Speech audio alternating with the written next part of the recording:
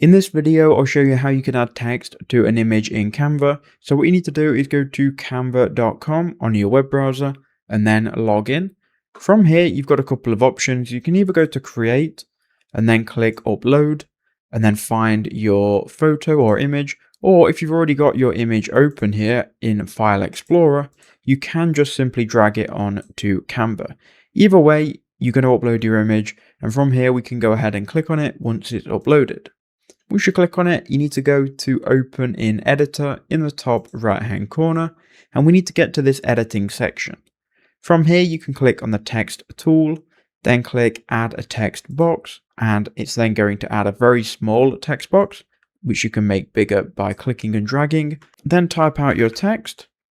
You can then highlight it, change the font, the color, and add any effects. Now I'm going to move it and we can resize it as needed. Now we'll go to share in the top right hand corner.